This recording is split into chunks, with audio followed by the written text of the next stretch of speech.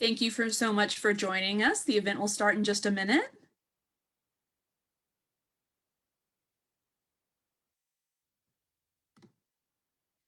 Hi everyone, my name is Chelsea Stringfield. I am a bookseller at Parnassus Books, and it is my thrill and excitement of the evening to introduce Benjamin Dreyer, author of Dreyer's English, adapted for young readers, and he will be in conversation with Connie Schultz. If you have any questions for the authors tonight, please feel free to put them in the comments below. There will be a link to purchase the book in the comments as well, so head that way if you'd like to purchase a book. And it is my delight to turn it over to Benjamin and Connie.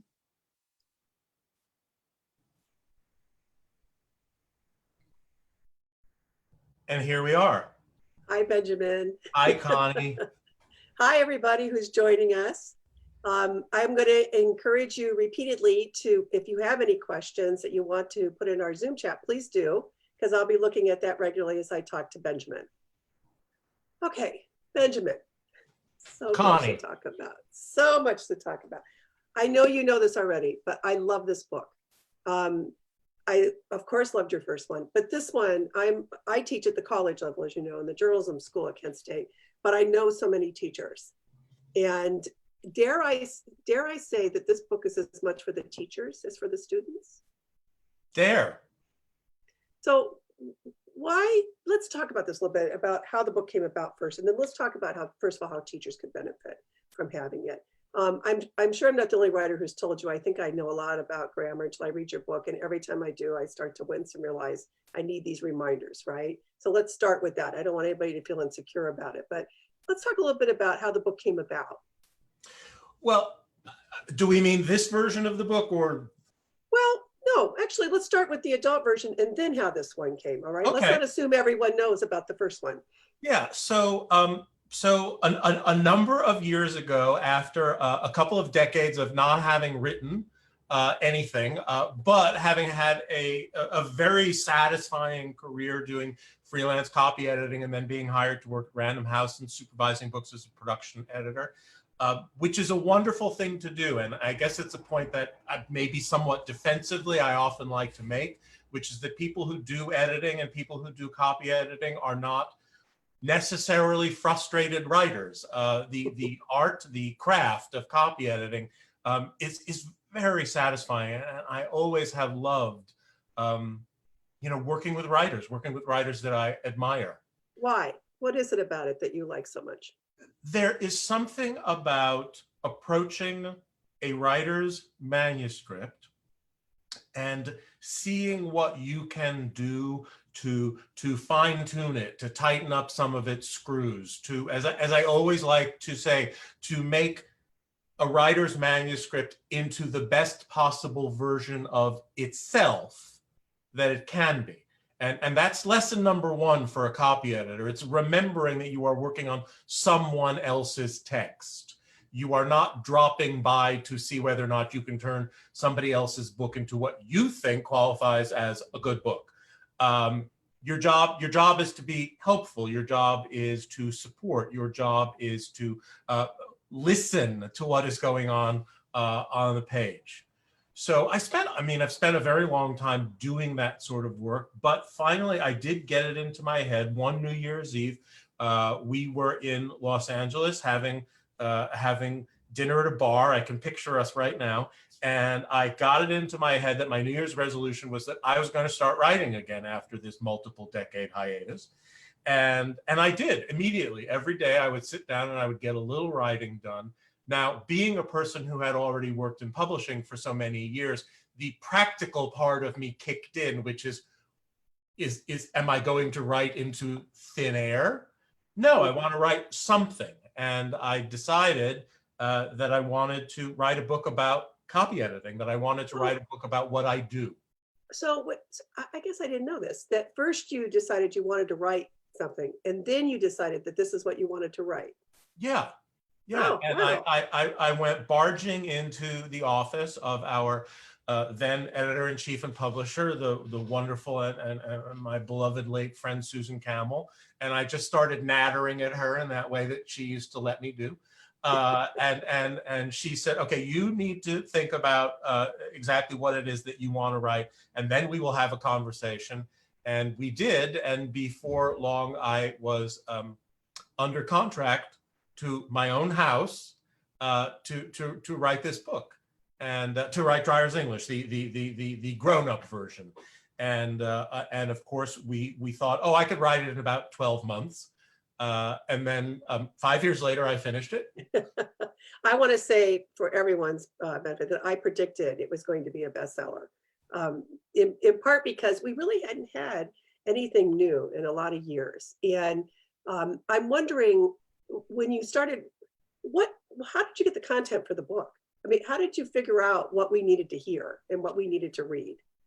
It took me quite some time to figure it out. I mean, part of the length of the process of getting the book done was how many tens of thousands of words I wrote and then threw out, and wrote and then threw out.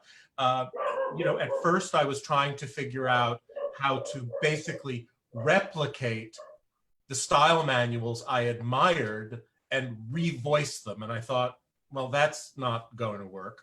And then I was just trying to get all this instruction out, and it was just getting very tedious and very boring. And finally it occurred to me, I just want to share the things that I have enthusiasm for, and stuff that feels uniquely mine, the stuff that I can bring to the table.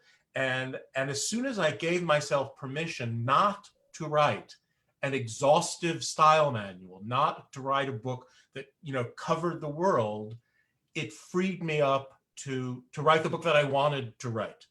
And to be able to say, look, there are things that I have something to say, some things that I have things to talk about, and those are the things that I'm going to talk about. And that's how it worked. And how soon into the process did you decide that you had to insert more of your own? I mean, your voice is so strong in this. And the adult version is, now I'm thinking of it because we now have the children's version. It's salty Benjamin often. It's Benjamin with quite the attitude, which makes it so much fun to read.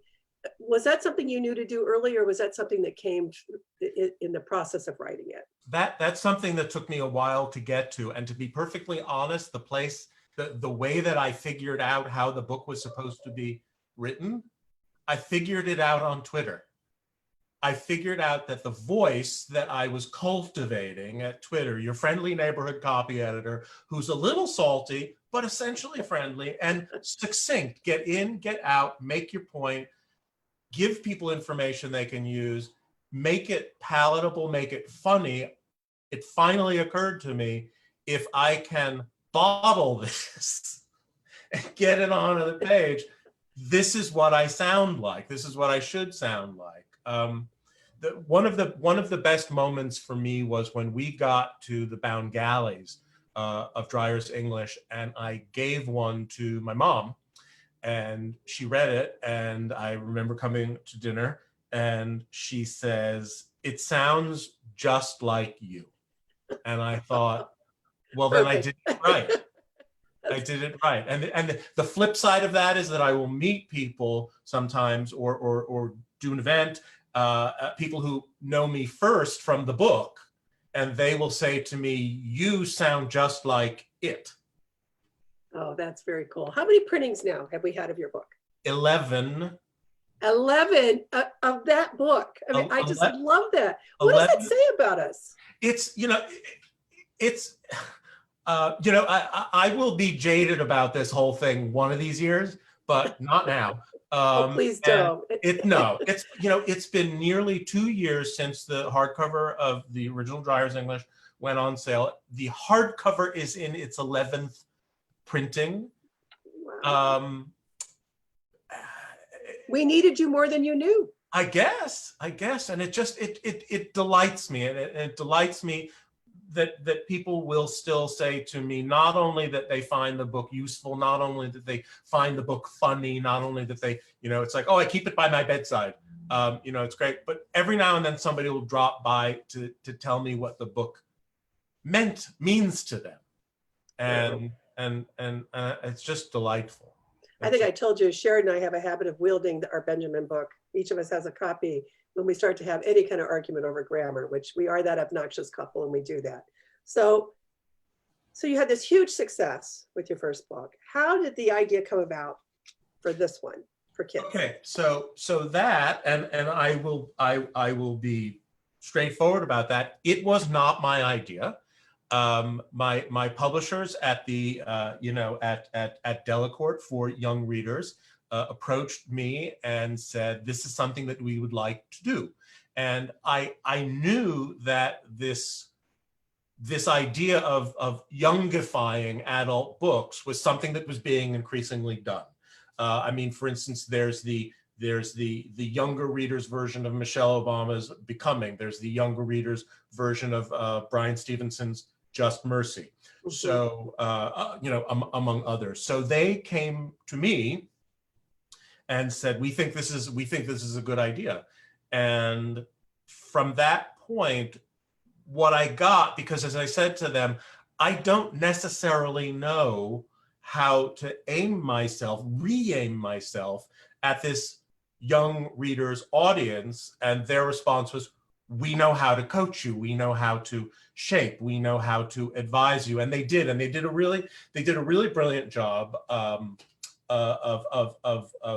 getting the book shorter, of taking a little bit of the salt out of it that is perhaps more appropriate for adults than it is for kids who are between 10 and 15 years old. But even so, I was relieved to see that Benjamin was very much in this book. You still have a sense of humor. In fact, as I was reading it, my sister teaches, I think I told you, my younger of the two sisters teaches 5th grade now. She was teaching high school, and she's going to love this book. And I told her that, and I bought a copy for her because you're the fun teacher.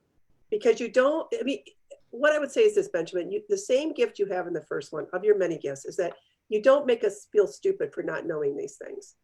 And it's quite a challenge, I think, to be able to pull that off with younger readers. And I'm wondering, what was that process like in terms of how much of the humor to insert, how much of you is going to be in this one? Because you're not hanging out with kids, neither am I. I'm not hanging out with that age group, right? And I'm wondering if there was a hesitancy on your part, or like the first one, once you realized what you were doing, it was easier to insert yourself.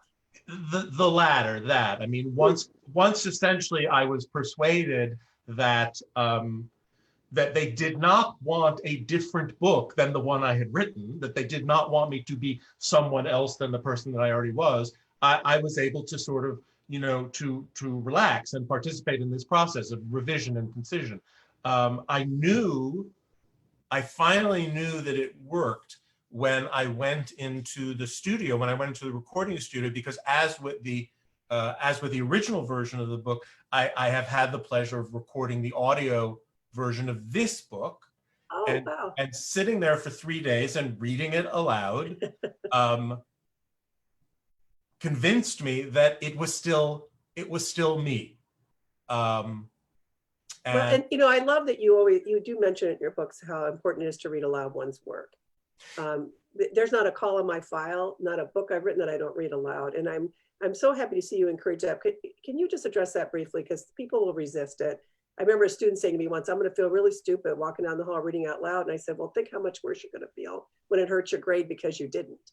No, there are two processes that I highly recommend for people who are writing, aspiring or otherwise. One thing that I have done in the past, and in the process of working on my next book, which if we get around to that, we can talk about it. But we are going to get around to it. We're going to get to that.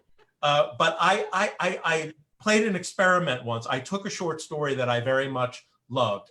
It was Shirley Jackson's The Renegade, and I retyped it from beginning to end. I simply opened the book and I looked at it and I started typing it to see what that would feel like, to see what I might learn from the act of recreating somebody else's writing. And I found, truly, I know this is going to sound sort of alarmingly woo-woo, but it was true. It's like the act of recreating somebody else's writing, it comes up through your fingers, up through your arms, into your head, and you realize things about those words that you might not otherwise have realized. So we've got that act, but as a writer, I think that it is crucial that you take the time to read your own work aloud in the act of composition. I always found doing copy editing work that if there was something on a page that was puzzling me, if I read it out loud, sitting in my office by myself, but if I read it out, I could hear what wasn't working, even if I couldn't necessarily immediately see what wasn't working on the page, but I could hear it. There's also something about the act of reading your own work out loud, the necessary pace, so as to be comprehensible to yourself. You'll hear the mistakes. You'll hear the little awkward patches, the little gaucheries. You'll hear your own pet words coming back to haunt you when you realize that you keep using the same adjectives and adverbs over and over again. Yeah, that's an embarrassing moment, but it's a good one to discover on your own rather than have someone else discover it for you. So let's talk about where this book belongs now. As you know, I really hope to see it in a lot of schools and a lot of classrooms. Let's talk first how teachers might benefit from having this book. Well, it's one thing that I've become extremely conscious of in thinking about how this edition is going to go out into the world. I hope that parents who want to have it and get it for their kids. But the one thing that I want to say particularly about the way teachers might engage with this book is I have massive affection for and respect for the work that English teachers do. I mean, my English teachers were the ones who inspired me, every single day, communicating to me their love of books. I brought that with me too. I mean, I brought my love of books from, the age of about 3. But I know that there is a lot of hard work of instructing students in the basics, in the rudiments of grammar, of how language works. That I'm not saying that I swim past it in my book, but as with the adult version of the book, this is not it's not a primer. So there's a lot of work that teachers do, and I just kind of hope that this book will augment that process, will help them help their kids reach into the creative parts of their brains and balance. There's a balance you want to maintain as a writer between getting your inspiration onto the page, but also being a good crafts person. And just the introduction alone is such an inviting essay, in part because I love when you talk about the texting, the emojis and all this stuff, and that's great, text away, but are those the only people you're going to be writing to for the rest of your life, right? And it is important to know how to do the other stuff. And it sounds like an extension of the argument of why you ought to know etiquette, because it just helps you make your way through the world. So does good writing help you. Yeah. And I think you make that argument in such a positive way right at the beginning of the book. Yeah, I mean, that's exactly it. I mean, you're mentioning the word etiquette reminds me of my years-long infatuation with Judith Martin, with Miss Manners, whose books I just devoured.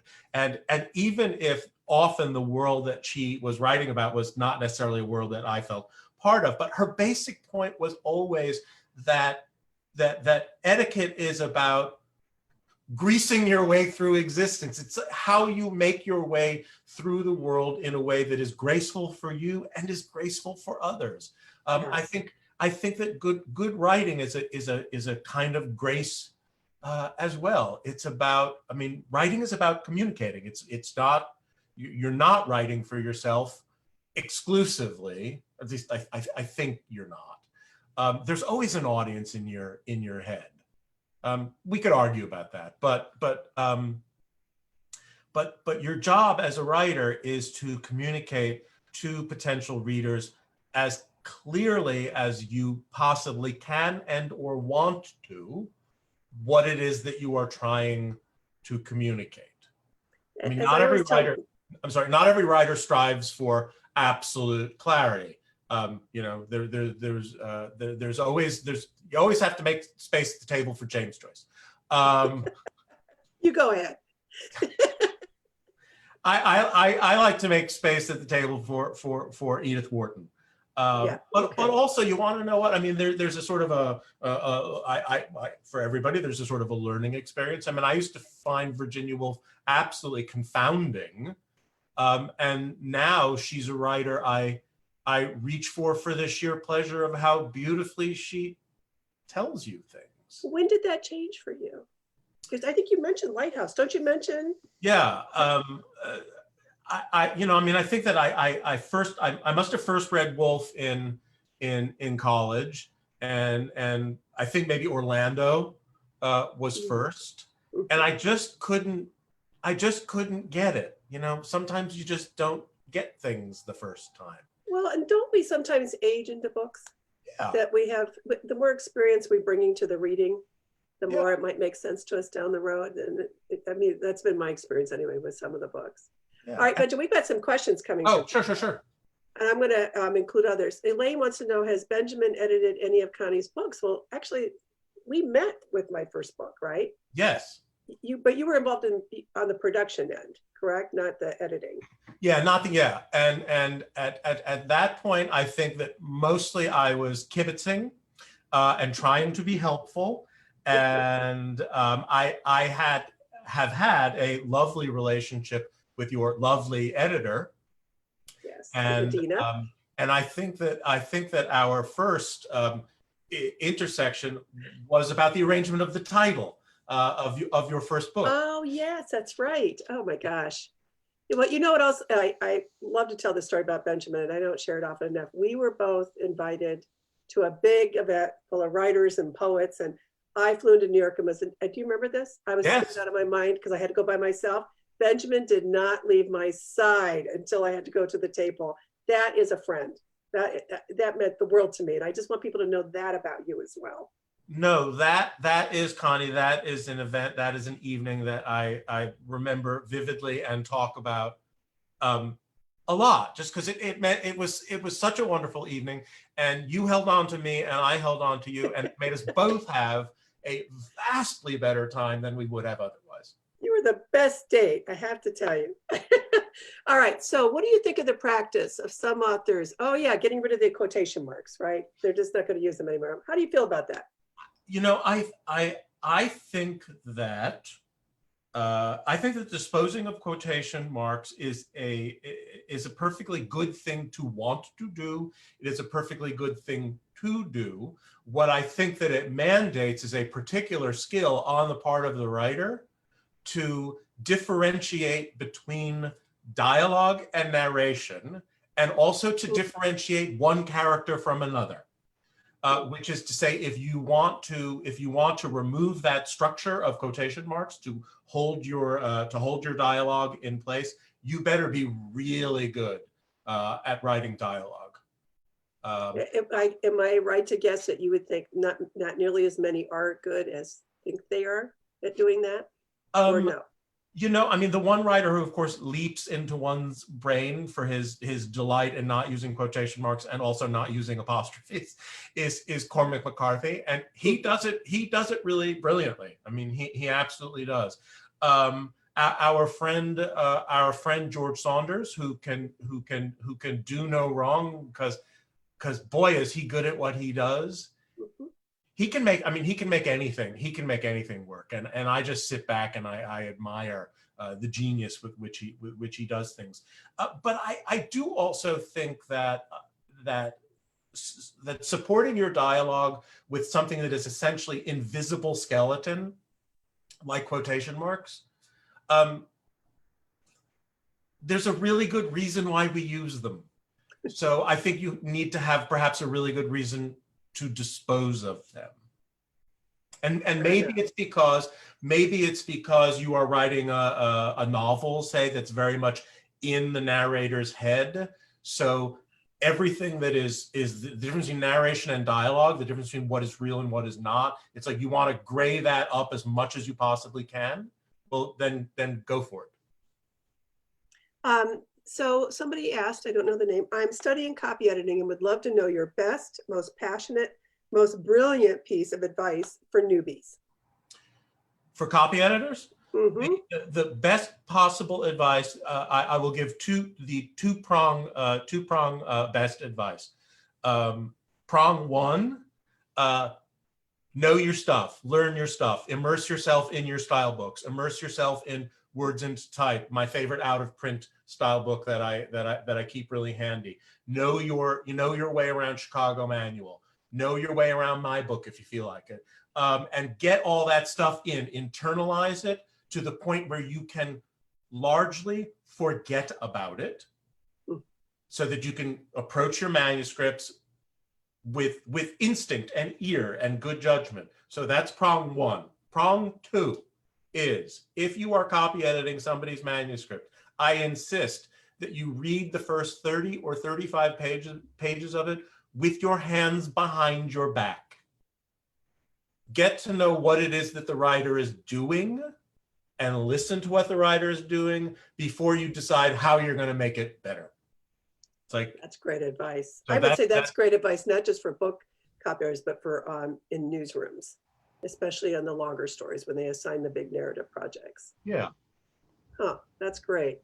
All right, I'm not sure how to pronounce this first name. Jelan asks, any ideas on how we can convince the world to use me appropriately instead of saying for Ben and I?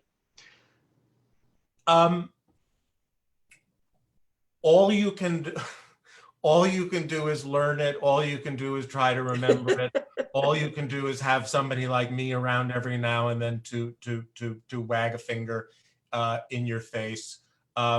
It's odd, and it goes to the larger subject of a thing that is generally known as hypercorrection, which is your attempt to bend over backwards so hard to speak properly that you are going right over the falls into speaking improperly. And people think that I is an elegant word. Me, there's something wrong with me. So they reach for the I, or worse, they reach for myself. It's a funny thing. It's a funny thing. Our president, 2 presidents ago, President Obama, who always would astound me in his ability to speak extemporaneously in gorgeous grammatical paragraphs. I mean, to the point, it was beautiful. It was just beautiful to listen to him speak. The only grammatical error I ever witnessed on his part was that occasionally he would say, well, this is indeed something that is very important to Michelle and I. It hurts more when it comes from somebody so eloquent. Yes. Really, right? It just does. And I know Yes. that sounds snobbish, but it just does. Benjamin, gifting. Gift. It drives me crazy, but you seem to be tolerant of this. I was gifted this. Why? You have to choose the things that you want to mount your high horse over. Well, mine's neighing and galloping. Let me tell you on this one. And there are some. I mean, there are some words, or there are some uses of words that I can't stand the sound of. And then the other ones that I have to make my peace with. I mean, to be perfectly honest, I don't really care for gift as a verb. It's like give is a lovely word. Present, as opposed to present. Present is a very good word. But there is a centuries-long tradition of turning nouns into verbs. And every time that you host a party, you have taken a former noun and turned it into a verb. You just have to bear in mind that there are going to be certain word choices that you make that are going to drive other people insane. And hopefully is another, right? Hopefully is another. Yeah. I'm just going to have to let it go. I always like to say, if you want to irritate your reader, or you want to irritate the people who you're speaking to, do it on purpose and do it for a good reason. Don't be accidentally irritating. Sarah wants to know, I love these style questions. Is it copy editing space, copy space editing, copy hyphen editing, or just one word copy editing? She said, I've seen all three versions on one page. The reviews on the back of the Subversive Copy Editor, for example, she's saying. She saw three different versions. What is it? There are varying tastes as far as that is concerned. And one of the things that I have certainly noticed is that the speed with which we like to take two independent words that hug each other and smush them together, we do that a lot faster than we used to. I mean, taking light bulb from two words to a hyphenated compound to one word took a few decades. Taking website from two words and turning it into one word took, about 2.5 minutes. Specific to the question, my choices here are, I am a copy editor, and I set that as 2 words. And what I do, the verb is I copy edit, and that's 1 word without a hyphen. And what I do then is perform the craft of copy editing, and that also is 1 word. Other people have different ways of doing it. I tend to, I mean, that's the way I like it, because it's a very important thing. You tend to like things the way you were taught them. Let's talk about that a little bit, because one of the things I love that you explore in the book a bit is too often we accept the rules without even thinking about them, right? Without even questioning them. And some of what you are doing is challenging some of the old rules. How does that happen? And when do we know that it's okay to challenge the rules? I think that, I mean, one of the things is that in exploring my own subject in the writing of my book, I thought it was probably a good idea to re-explore things that I had taken for granted and hadn't really thought about in a very long time. And don't ask me for specifics, because on the spot I'm never going to remember anything. But I do remember that there were certain things that I had been quite certain about for a very long time that were not very good ideas. And so I was happy to evolve to have better ideas.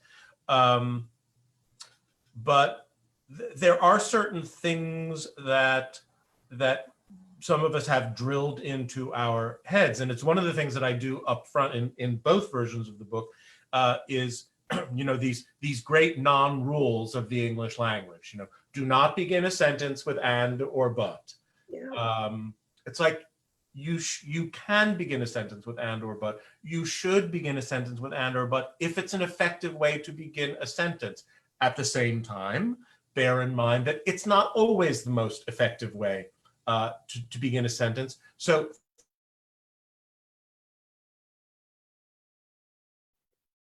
I lost you. I think I'm, and can you hear me now? Now I can, yeah. Ooh, that. Yeah, I could see that it sort of switched over to mute without my having touched anything, but I'm back. Okay. You weren't gone for long, so. Okay. What was I saying? We were talking about and, but, for example, you can start a sentence, right? I think you use A Tree Grows in Brooklyn as an example of that, right? Where she could have not done that, but she did it. She started she had a separate sentence with but.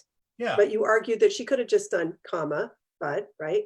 Yeah, I mean, because sometimes it's just not strong. And what you're trying to do is you're trying to write strong. And the rule about not ending a sentence with a preposition. Sometimes you just have to end a sentence with a preposition, because if you tie yourselves in knots to take the preposition at the end and stuff it in the middle, you're going to sound like a Martian. Language should not be unnatural, but also sentences that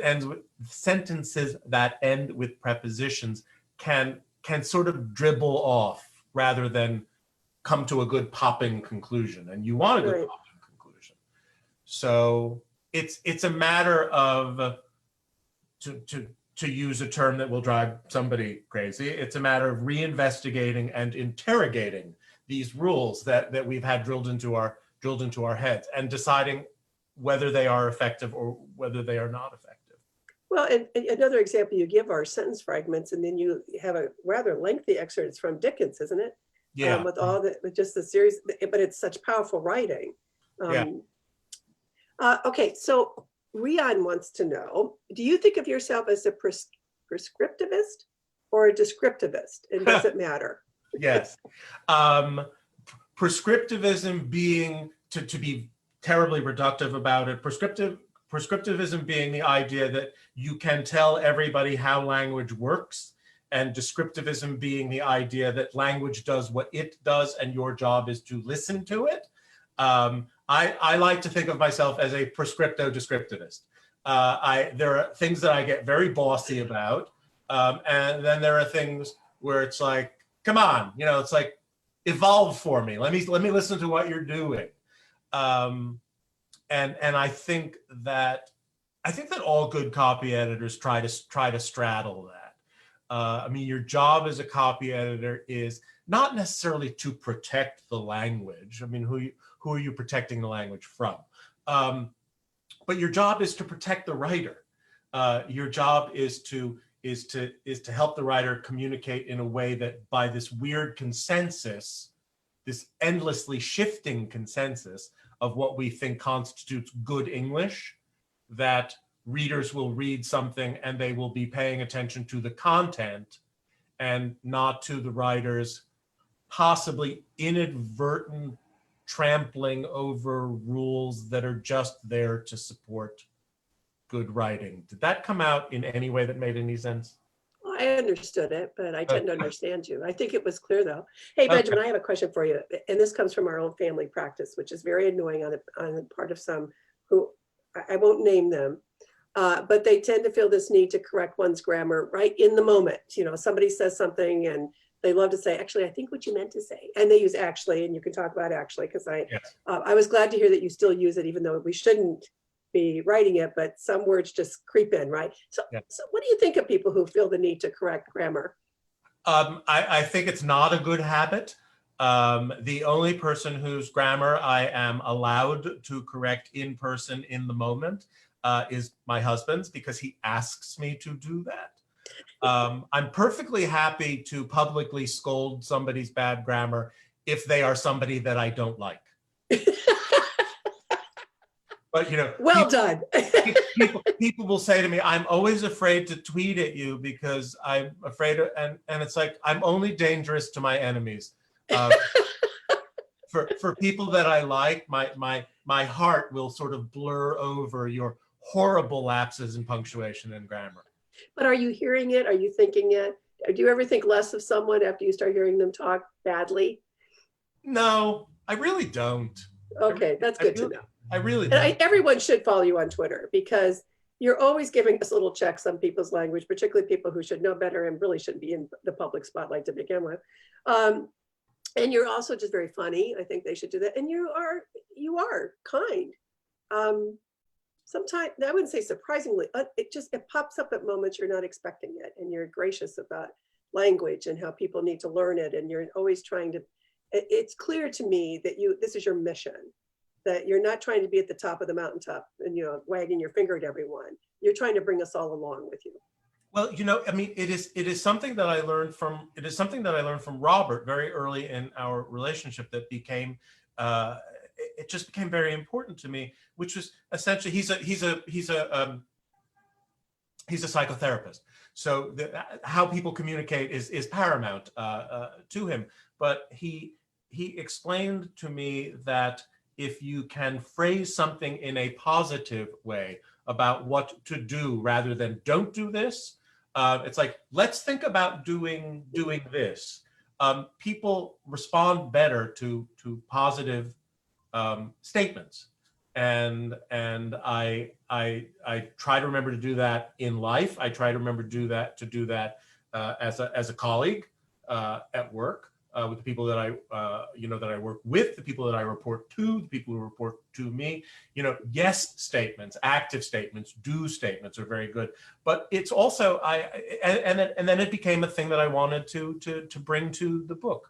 Nobody wants to have a finger wagged in their face nonstop, and I try to phrase things positively as much as I possibly can, so that when I do want to wag a finger, it's not the thing that I've been doing constantly. And I like to think that they can see my finger's eye winking at them while they're That's to perfect. mix the metaphor.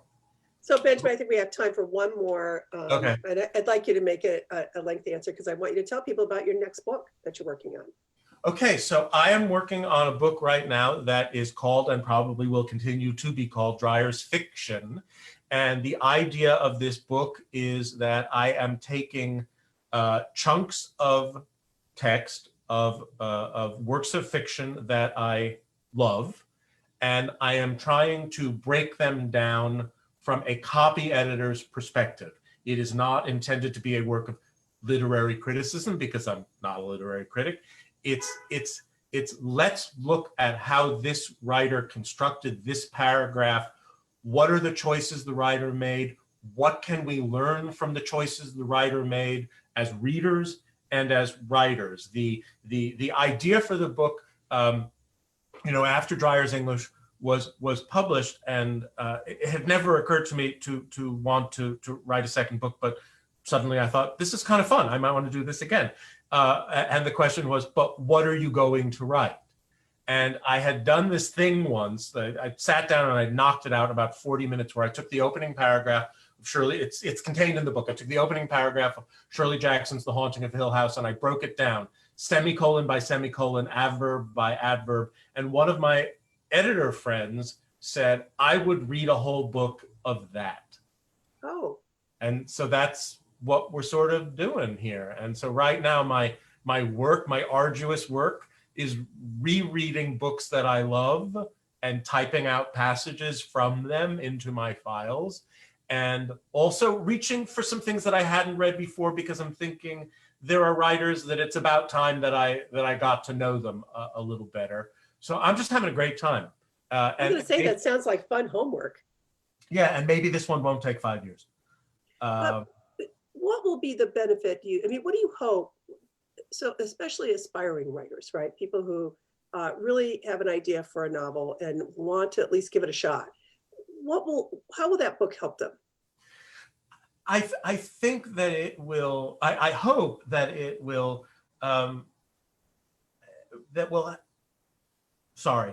help them see how other writers' good writing works, and that there are lessons in that for their own writing. It's like, oh wow, look at the way Shirley Jackson wields semicolons. Look at the way Virginia Woolf makes deft and judicious use of certain repeated adjectives. And what can we learn? The idea of Dreyer's English was, you may not necessarily have a copy editor who works with you, but I can help you be your own copy editor somewhat.